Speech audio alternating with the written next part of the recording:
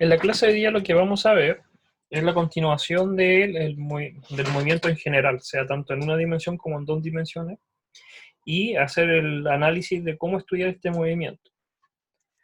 Hasta ahora lo que hemos hecho en el curso fue estudiar ciertas partículas o objetos en el cual lo estábamos preguntando cómo se desplazaba este objeto.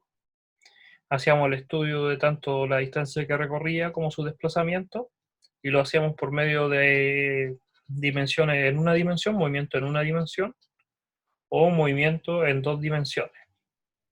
Vimos el caso particular en el cual se hacían movimientos circulares o semicirculares, y veíamos qué conllevaba eso, que eran las aceleraciones, tanto tangenciales como centrípetas en el caso del movimiento circular. Hicimos la analogía entre una dimensión y dos dimensiones, pero nunca lo hemos preguntado, o hasta ahora, el por qué se mueven los objetos. ¿Por qué cuando yo tengo un objeto, este objeto se llega a mover? Y para eso vamos a hablar en esta parte del curso sobre el análisis de la dinámica del movimiento. Para eso, para hacer el estudio de un objeto, lo primero que tenemos que hacer es un cierto procedimiento, ¿ya? Que es paso a paso y es el objetivo que tienen que cumplir en este curso. El primero es el diagrama de interacción. Puede ser que ya lo conozcan por Física 100, pero hay que darle de nuevo el énfasis para cuál es la importancia y para qué sirve. Primero, este es un esquema. Eso quiere decir que es un bosquejo o es un dibujo que representa una situación física. Eso quiere decir que tenemos un problema en el cual queremos estudiar, en este curso estudiar su movimiento, y los queremos plantear esta situación. ¿Por qué se mueve o cómo se mueve? Para eso hacemos un diagrama que va a ser el esquema que nos permite identificar las interacciones que existen sobre este objeto. Cada interacción va asociada a una fuerza, y eso es lo que vamos a hablar hoy día, que es esta parte de acá, y la vamos a marcar con rojo, que es la fuerza, el concepto nuevo que podríamos hablar hoy día, y es el referente a por qué los objetos se mueven, ¿ya? Y este diagrama facilita la construcción del diagrama de cuerpo libre. Eso quiere decir que es la base. Si nosotros lo consideramos como un triángulo, la primera parte, que es la más fuerte, es el diagrama de interacción. Aquí conlleva hacer nuestro diagrama, nuestro dibujo, y explicar todos los objetos que interactúan entre ellos. Si nosotros hacemos un buen diagrama, lo que viene a continuación, las siguientes partes, no van a quedar bien sustentadas. Por eso, aunque sea muy básico, hay que hacerlo sumamente bien, el diagrama de interacción. Ahora, ¿cómo funciona este diagrama? Para eso lo vamos a centrar en este objeto que está acá, que es una caja que está en reposo, que hay que anotar ese detalle, una caja que está en reposo sobre un piso, mientras un niño tira de él. Entonces, aunque el niño tire de la cuerda, el objeto está en reposo. Es como si yo le dijera, toma una cuerda y tira de este camión. Una persona, aunque quisiera, no lo va a poder empujar de la cuerda. Entonces, no necesariamente porque alguien tira de una cuerda, ese objeto se tiene que mover. Por eso hay que leer bien las palabras clave. Entonces, pregunta, ¿cuántos objetos hay en este diagrama? O lo que estamos estudiando, ¿cuántos objetos hay?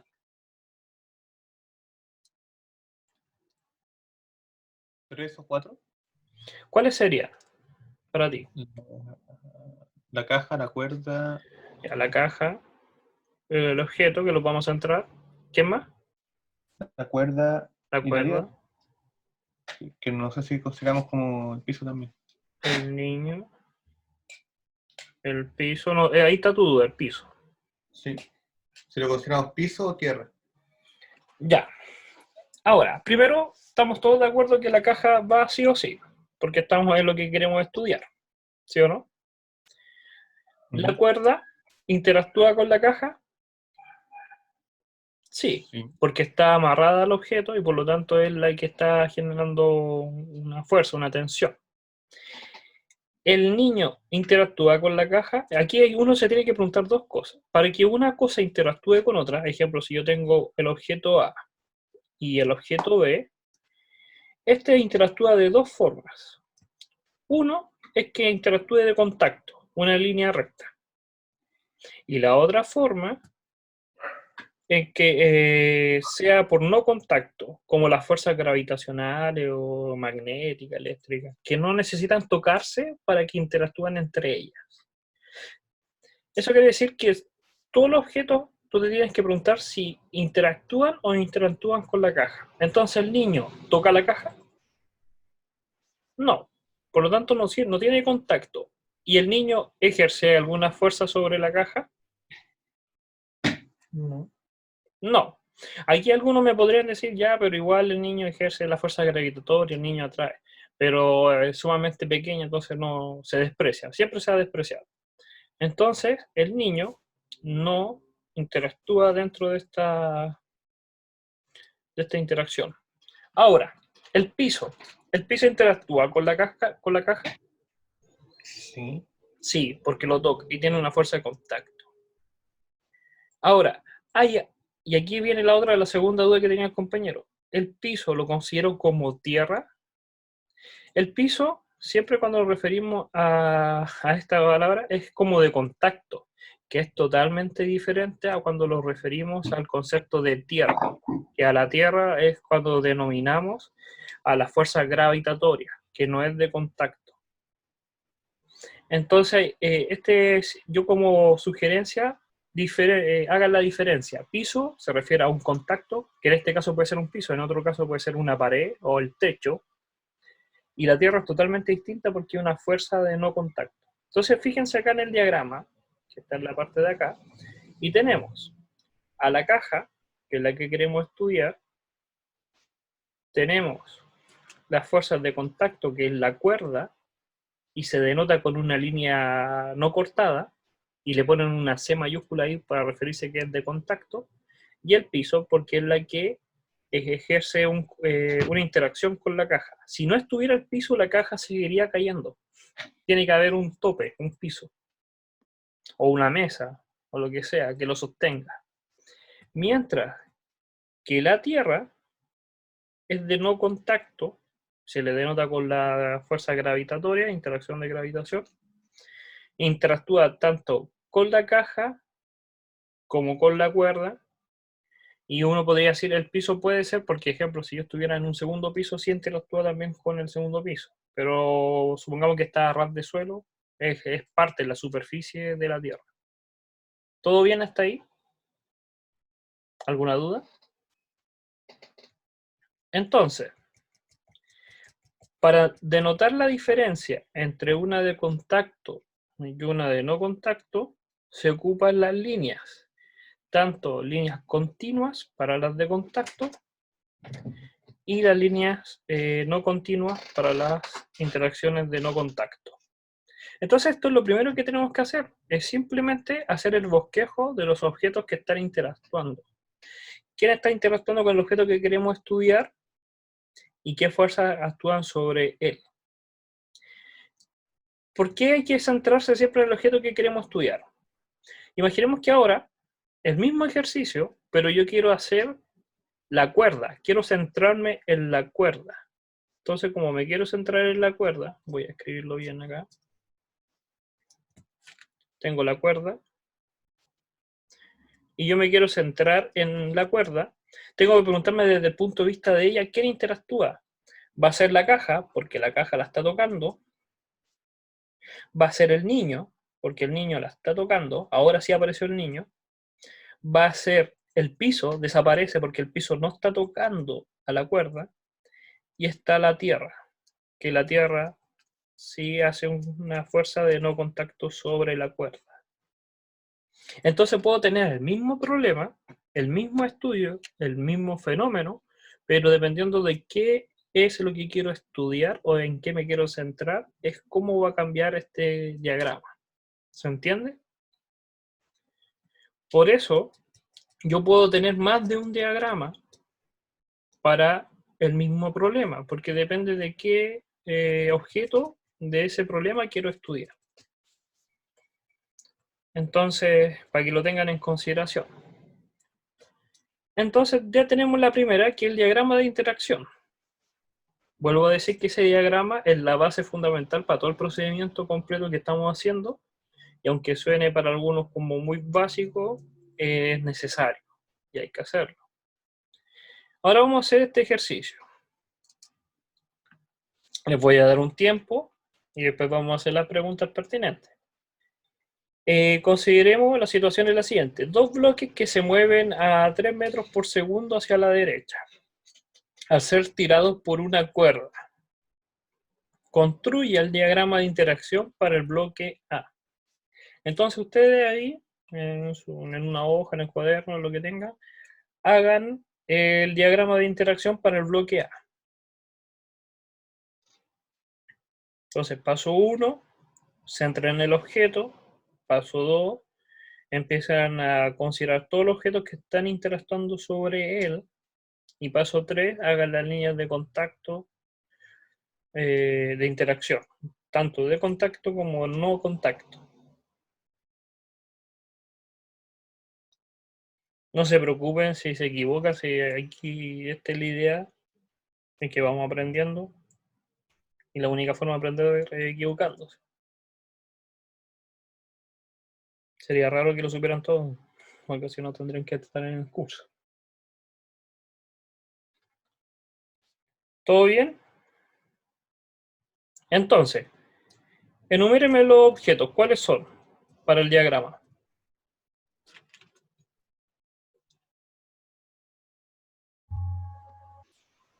La caja A, Ya, la vamos a poner caja B, caja A, caja B, la cuerda, la cuerda, el piso y la tierra. el piso y la tierra. Ya, entonces, primer consejo, yo les digo hagan una lista. Después, centren el objeto. Vamos a centrar el objeto ahí, para no escribir el objeto A. Y voy a poner cuerda, ¿sí? Cuerda, piso, y voy marcando la lista que hice, porque así me voy acordando que ya puse. Puse la caja A, puse la cuerda, puse el piso. Ahora me falta poner la caja B,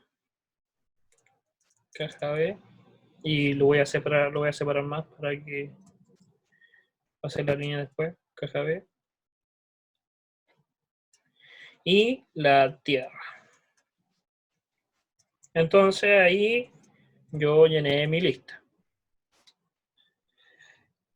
Entonces tengo los objetos, centré el objeto y ahora me falta hacer las interacciones. La caja B toca la caja A, sí, entonces de interacción, línea continua. La cuerda toca la, sí. El piso toca la, sí. Y la tierra, no, contacto. La cuerda con la tierra con todo el objeto, menos el piso. Ahí. Entonces ahí tenemos el diagrama y siguiendo los pasos esquemáticos. Si uno haciéndolo bien ordenado, no debería tener problemas. Primero, háganse una lista en la cual detallan cuáles son los objetos que ustedes consideran. Segundo, centran en el objeto y empiezan a fijarse en el dibujo qué es lo que está tocando y qué no está tocando. Y van chequeando la lista. Ahí se pueden dar cuenta que les falta algo o puede que les esté sobrando algo. ¿Ya? Ahora, si nosotros quisiéramos hacer ahora el diagrama de interacción, pero para la caja B, sería totalmente distinta. ¿Sí o no? ¿O no? Sí, ¿Por qué? porque sería la pura caja A y la tierra, ¿Y el piso no? ¿Y la cuerda? que no interactúan directamente. Sí, pues no interactúan. El piso no podemos decir que el piso hay una fuerza de no contacto que es la gravedad porque para eso está la Tierra. Y la cuerda y el objeto tampoco entre ellas porque es muy bajo, demasiado bajo. Entonces no se considera. Entonces va a haber una diferencia. Ahora, tenemos entonces, y lo vamos a hacer acá, el primer componente que ya hablamos, que era la base, que era el diagrama de interacción. Entonces todo esto es el diagrama de interacción. Ahora vamos a pasar al segundo paso, que también es importante, y yo hago este dibujo para remarcar que no pueden hacer el siguiente si no hacen el primero y que todos se sustentan con los anteriores. Si tienen uno malo, lo más posible es que después cometan error en el siguiente, porque se sustentan. Y es el inventario de fuerzas, el inventario de fuerzas, que es el segundo paso que vamos a ver ahora. Entonces, después que hacemos nuestro diagrama, hacemos el inventario. Y para eso hay que, ¿de qué se trata? ¿Qué es una fuerza? ¿Ya? Para eso, antes de entrar en detalle, vamos a hablar un poco como de historia o comprender de dónde nace este concepto de fuerza. La fuerza nació por Isaac Newton, ya todo se sabe la historia, que él estaba debajo de un árbol y estaba sentado y le cae una manzana, ¿sí o no? Pero la historia de repente está mal contada y uno piensa que a él solamente por el hecho de caerle la manzana se le ocurrió esta idea. Realmente él está en una situación parecida a la de nosotros ahora, ya que él cuando estaba estudiando en la universidad se generó una peste negra en Inglaterra y él se tuvo que aislar por 5 años en su casa de campo, dejó la universidad de estudiar, en ese tiempo todos tenían que dejar las ciudades porque era una peste, igual que ahora, cuarentena, por 5 años, y en el cual en sus tiempos libres, en uno de sus escritos dice que no es que le llegó la manzana a la cabeza, sino que él vio caer una manzana y se cuestionó por qué la manzana caía y no caía la luna. Ese era lo importante de la analogía. ¿Por qué la manzana sí se cae, pero la luna no se cae? En esos tiempos la luna era sagrada, era como de Diosito, el cielo, estaba en el firmamento, no se cae. Es una pintura que está en una cúpula, es un objeto celestial. Pero él se cuestionó por qué sí la manzana y no la luna. Entonces él llegó a esta idea de que había algo que sí hacía que las cosas cayeran, tanto la manzana como la luna, pero es que había una diferencia entre las dos, y era su velocidad.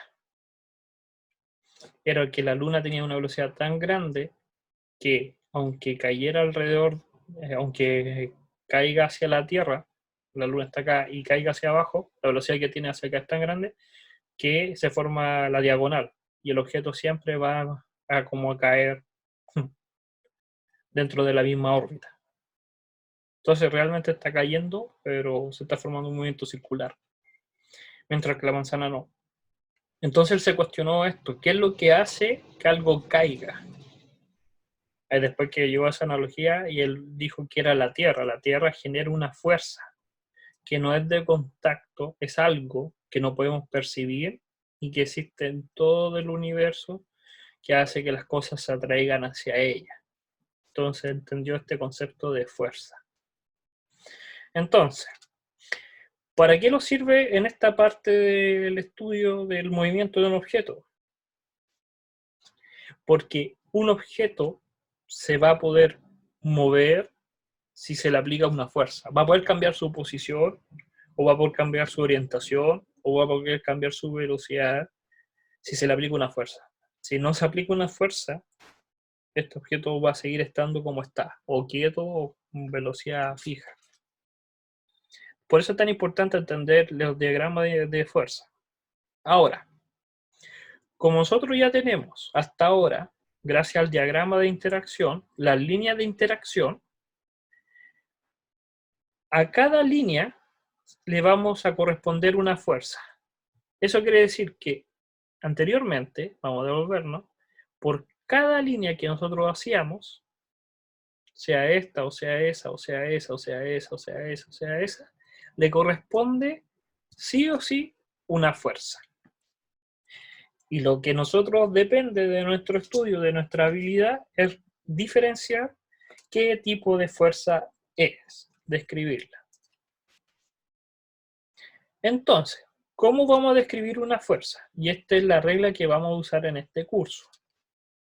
Primero vamos a usar una letra, puede ser F de fuerza, puede ser P de peso, también se ocupa W en inglés. También se puede ocupar T para las fuerzas de tensión, que se ocupan en las cuerdas se tensan. Entonces siempre que aparezca una cuerda va a ser de tensión. Pero no se equivoquen, también se puede permitir F, pero para ser más riguroso pongan una T para que empiecen a aprender desde ya. Y las N puede ser las fuerzas de contacto sobre el piso que se llaman normales. ¿Por qué? Porque en una superficie son líneas normales, perpendiculares a la superficie. Entonces lo recuerda el N de la normal que siempre tiene que dar perpendicular a la superficie. Si la superficie está inclinada, eso quiere decir que el vector normal tiene que ser perpendicular. Quiere decir que también está inclinado. Ahora, si denotamos una letra, entonces pongámosle, yo soy porfiado, le pongo la B, la fuerza B. Una fuerza buena. Para recordarme que es una fuerza, tengo que primero saber que es un vector. Por eso lo recalcan aquí, ponga que es un vector. Después, al lado de ella, tenemos que poner sí o sí la naturaleza. Si es gravitatoria o si es de contacto o magnética. Ahí pone un ejemplo de magnética. Entonces ahí tengo que poner al lado de la flecha su nombre, a qué corresponde la naturaleza. En este curso van a ver dos, o gravitatoria o de contacto. ¿Ya? Las tensiones son de contacto, las normales son de contacto, porque necesitan tocar al objeto. Ahora, en esta parte, que voy a destacar con rojo, es lo más importante, que dice quién ejerce la fuerza y hacia quién se ejerce. Eso quiere decir de que primero tengo que nombrar el objeto que lo genera, indicar a la flecha que ese objeto está generando una fuerza hacia un objeto, hacia el segundo objeto. Acá el ejemplo dice, entonces, que es una fuerza F magnética que es sobre que lo ejerce el objeto A sobre el objeto B. Y el vector lo recuerda que es una fuerza. ¿Alguien tiene una duda hasta acá? ¿Todo bien? Entonces, resumen.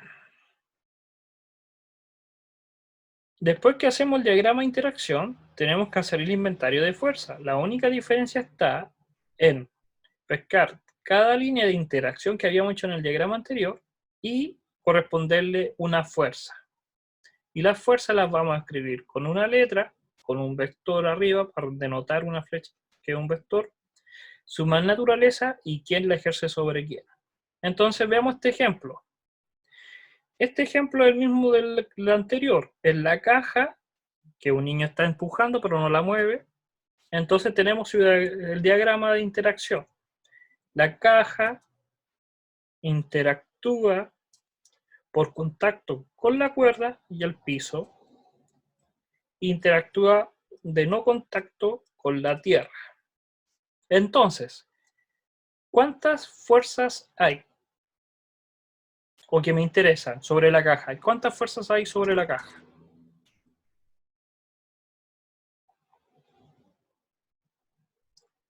¿Alguien?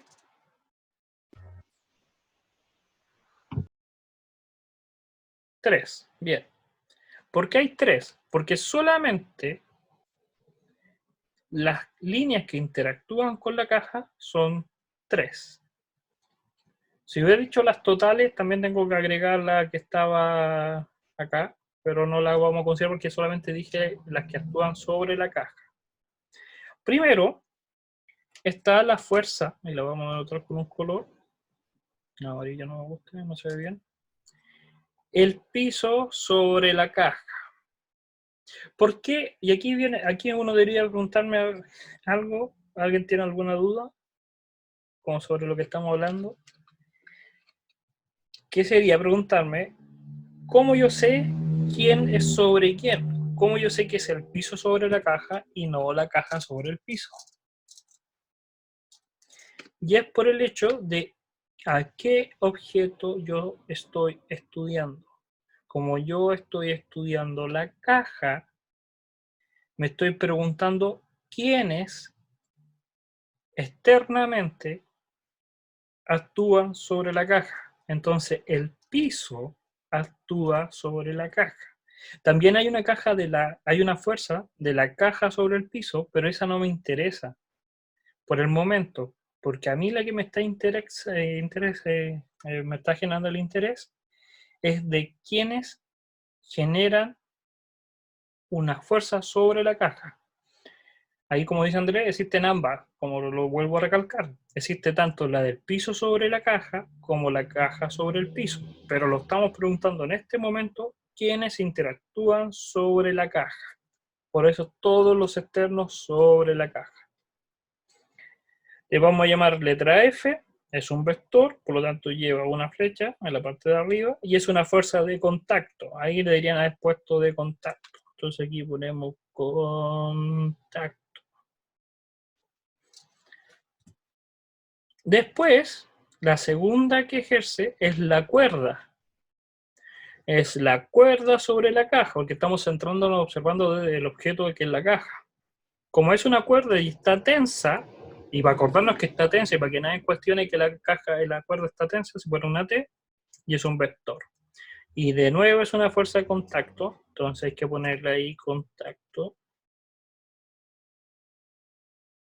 para recordar que está interactuando con la caja. Y la última es la de gravitación, que es el peso que nosotros conocemos. Se puede poner una P, pero siempre al coordinador le gusta que usen una W o Y. Y tierra sobre la caja. Ahora, esas son las fuerzas que interactúan sobre la caja.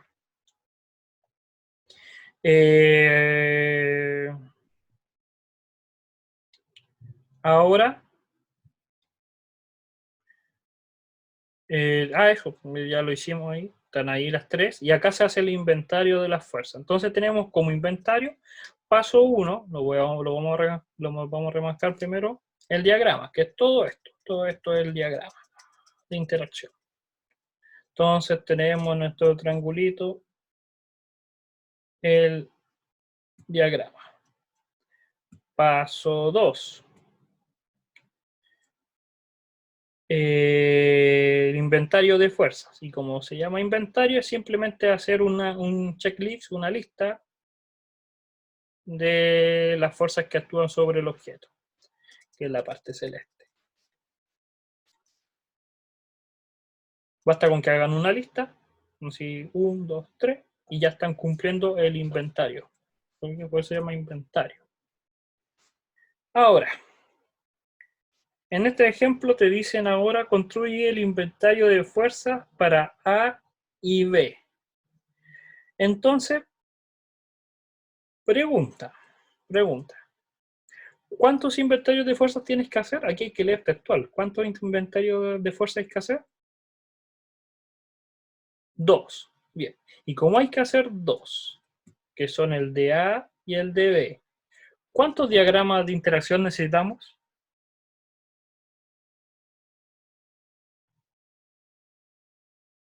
¿Necesitamos uno solo? 2. Porque esta es una pregunta engañosa. De repente hay gente que hace con un solo diagrama 2 y no. Si tú vas a ocupar 2 interacciones de fuerza, necesitas obligatoriamente 2 diagramas. Entonces acá te dan el total. Este es el diagrama de interacción total. Y tú tienes que hacer primero el del 1 y a partir del 1 hacer la lista y después el segundo y hacer la lista. Porque fíjense la diferencia. Miren, solamente un detalle. Si hacemos el de la A, primero, si hacemos el de la A, el diagrama queda exactamente igual. ¿Sí o no? Porque fíjense, ¿el objeto B interactúa con A? Sí. ¿El piso interactúa con A? Sí. La Tierra interactúa con A, sí. La cuerda interactúa con A, sí. Entonces, para el diagrama del objeto A, queda exactamente el mismo diagrama. Pero ahora, si yo hago el diagrama del objeto B, que es el que está acá, ¿el objeto A interactúa con él? Sí. ¿La Tierra interactúa con él? Sí. Pero ninguno más. Entonces quiere decir que el piso no lo tengo que dibujar y que es innecesario, y que la cuerda también no la tengo que dibujar, es innecesaria. Entonces solamente por ese error, si vuelvo a ocupar el mismo, tendría que entonces crear datos de más, fuerzas de más, porque acuérdate que el segundo paso te dice que después que tú haces el diagrama, a cada línea que tú pongas en el diagrama, tienes que generarle una fuerza. Por lo tanto, en el diagrama del caso B, había líneas que no las estabas ocupando. Entonces, ahí entra la contradicción y puede ser la duda.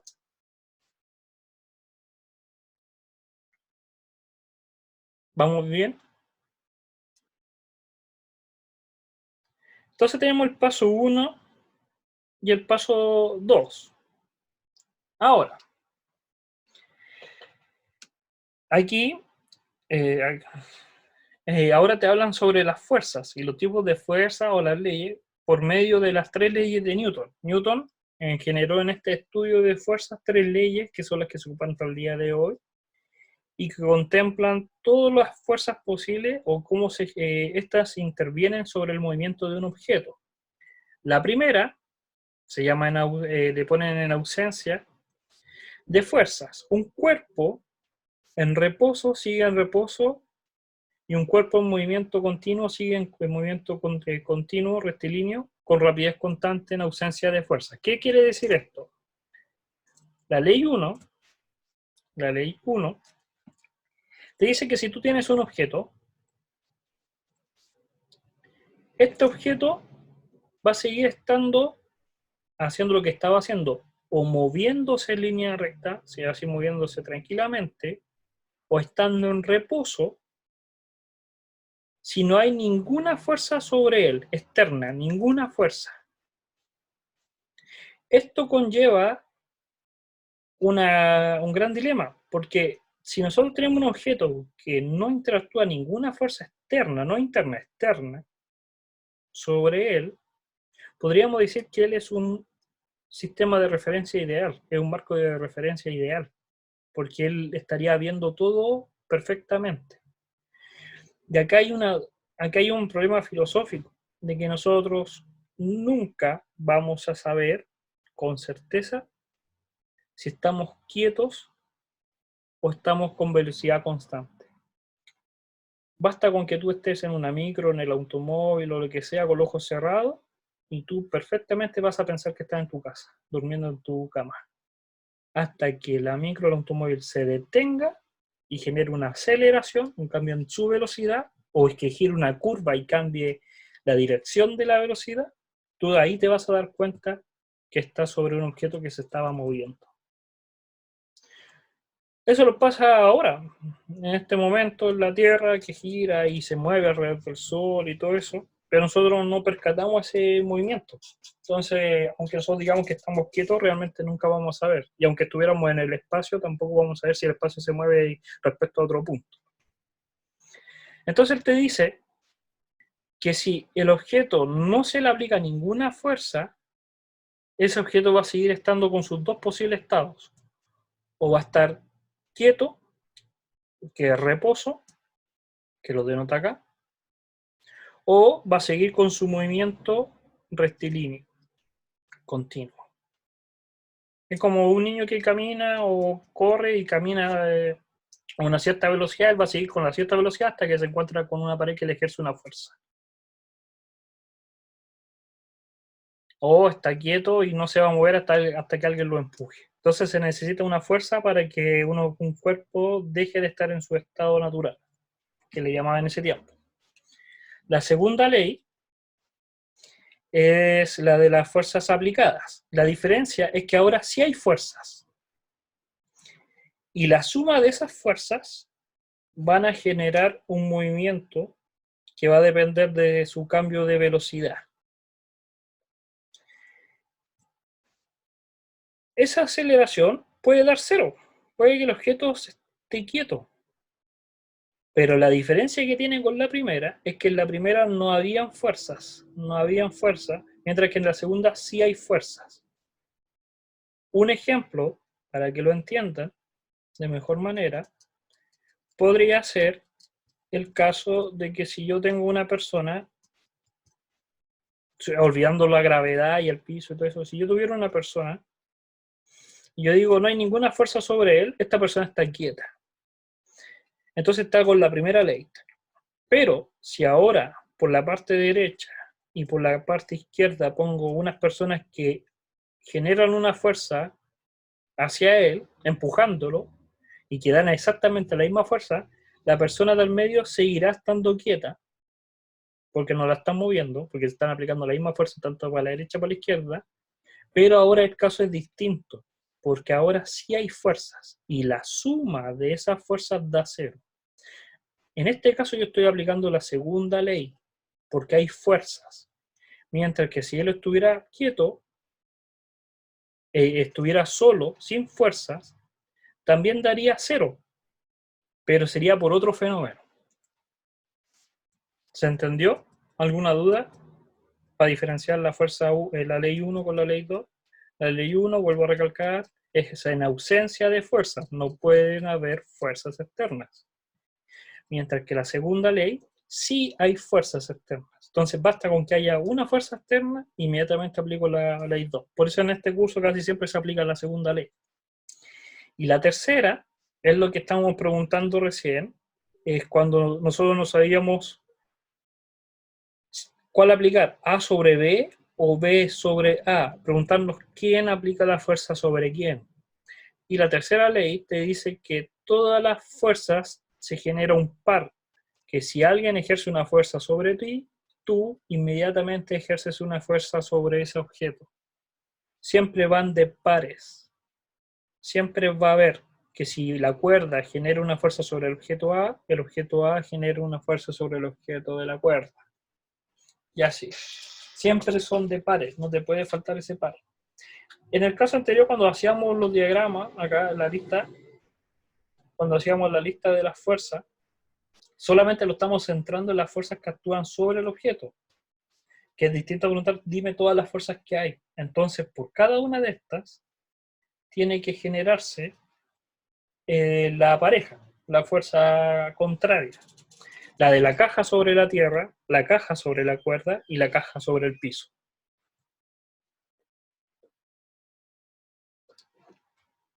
¿Ya? Entonces, los pasos eran entonces ubicar los objetos que interactúan sobre él, identificar las interacciones que representan las líneas, identificar qué interacciones, si es de contacto o no de contacto, y el tipo de fuerzas. Ahora, para hacer la tercera parte, que es el diagrama de cuerpo libre, que lo vamos a poner acá, el diagrama de cuerpo libre es pescar la lista de las fuerzas, el itinerario de fuerzas, y dibujarlos. Por eso se llama un diagrama, en el cual vamos a centrar el objeto que estamos estudiando. Puede ser un punto, un círculo. En este caso es la caja. Entonces pongo la caja en el centro porque es lo que yo quiero estudiar. Y ahora pongo todas las fuerzas que actúan sobre ella por diagrama. La Tierra empuja hacia abajo por medio de su peso. La cuerda empuja a la caja con dirección hacia la derecha, porque lo decía el cuento. Y como tengo una tercera fuerza, tengo que ponerla. Y aquí viene el detalle. Nosotros sabemos que son vectores. Y como son vectores, yo los puedo sumar y restar y hacer muchas propiedades matemáticas. Pero hay un detalle, que la caja está en reposo. Y si está en reposo, no se está moviendo. Y si no se está moviendo, la aceleración, ¿cuánto va a dar? El cambio de velocidad, acuérdense que la aceleración es un delta V, está relacionado con el delta V, 0. Y como es 0, la segunda ley, porque hay fuerzas externas, la segunda ley me dice que la suma de fuerzas es igual a la masa por la aceleración. Pero la aceleración es 0. Entonces, ¿cuánto me tiene que dar la suma de las fuerzas? 0. Y si me da 0, la suma de estos tres vectores, porque no hay más, hay tres vectores, me tiene que dar 0. Entonces la línea no puede estar ni para acá ni para allá, porque esa suma no va a dar 0 por vector. Tiene que estar sí o sí en diagonal. No se pide que sea perfecta, esto es un diagrama. Después le van a calcular el ángulo y todo. Pero tienen que entender ese concepto de por qué esa fuerza está en diagonal, por qué esta fuerza está en diagonal. Y es para poder sustentar que la suma vectorial, acuérdense que cada uno de esos vectores se va a descomponer en x y, tiene que dar 0.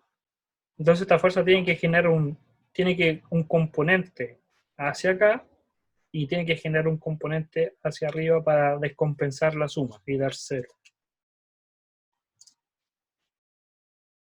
Ahora, en este ejemplo, el sistema se mueve de manera compacta. Ahora el objeto se mueve a una velocidad de 3 metros por segundo, constante, hacia la derecha. Y te dice, haga el diagrama del modelo. Primer paso, construye el diagrama de fuerzas.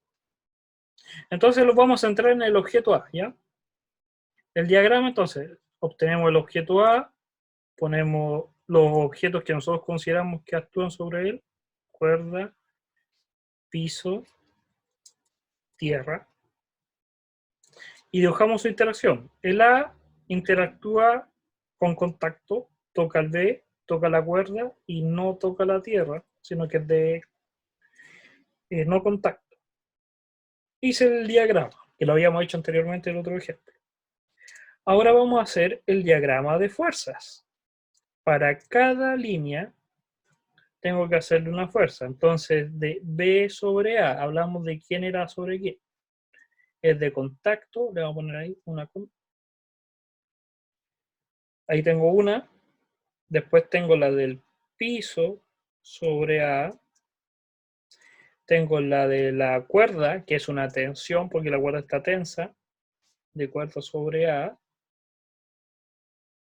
Y tengo el peso de la tierra sobre A. Muy bien, ¿sí o no? Entonces, construí el diagrama. Gracias a ese diagrama tengo que ver cuántas líneas tengo. Tengo 1, 2, 3, 4. Por lo tanto, tengo que tener 1, 2, 3, 4 fuerzas. Y hice el inventario de fuerzas. Y ahora vamos a dibujar el diagrama de cuerpo libre. Para eso me centro en el objeto, que ese punto va a ser el A, y dibujo la fuerza. La Tierra siempre genera un peso hacia abajo, los objetos caen, por lo tanto va ahí. W. La cuerda genera hacia acá. Esa le vamos a poner T, porque va hacia la derecha, lo dice. El piso, ¿hacia dónde va?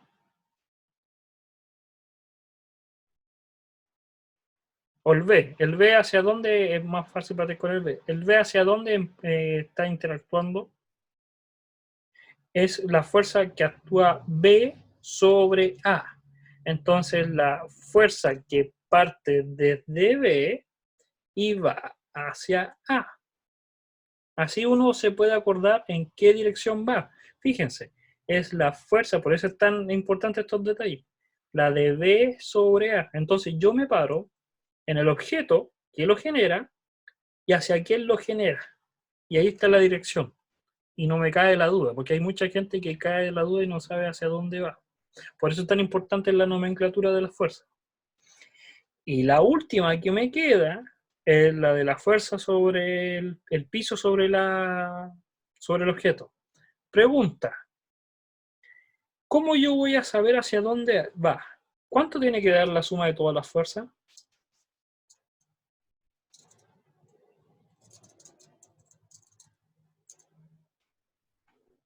La suma de todas las fuerzas tiene que dar 0. ¿Pero por qué tiene que dar 0 si acá dice que el objeto se mueve? A velocidad constante. Es velocidad constante. ¿El delta V cuánto va a dar? 0. Porque la diferencia entre la velocidad es constante. La velocidad final es igual a la inicial, por lo tanto la diferencia es 0. Por lo tanto la aceleración es 0. Y como la aceleración es 0, entonces la suma de fuerzas, acá me quedo el orden, la suma de todas las fuerzas externas, según la ley de Newton, va a dar 0. Entonces, como tiene que dar 0, tiene que ser sí o sí una diagonal para que la suma, por lo menos geométricamente, de estas flechas tenga que dar 0. Y por último te dice, revisa la consistencia de las leyes de Newton. Primero, cumple la ley, la primera ley no puede ser. No tiene sentido aplicar la primera ley porque hay fuerzas externas. Entonces estamos aplicando la segunda ley. Y la segunda ley es consistente porque la variación de velocidad es 0. Por lo tanto, la aceleración es 0 y la suma tiene que dar 0. Es para coordinar ¿Por qué la rapidez constante? Porque acá lo dice. El sistema se mueve de manera compacta a 3 metros por segundo constante. No la quise marcar para que cayeran en ese detalle. Te dicen que la velocidad es constante. Entonces, como es constante, la aceleración tiene que dar 0.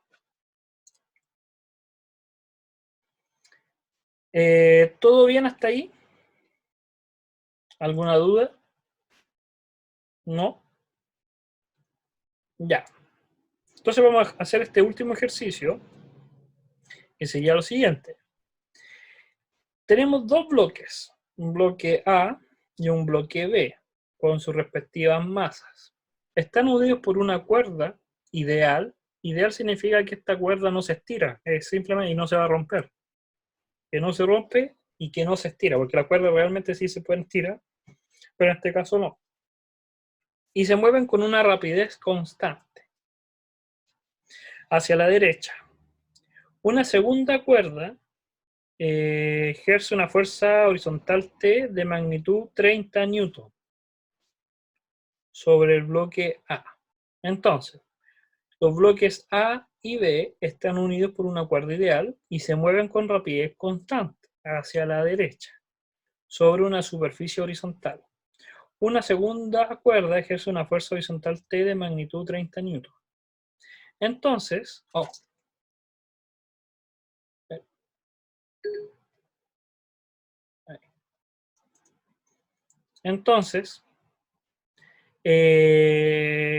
la primera pregunta que les quiero hacer antes de leer las preguntas es, la suma de todas las fuerzas externas, ¿cuánto va a dar?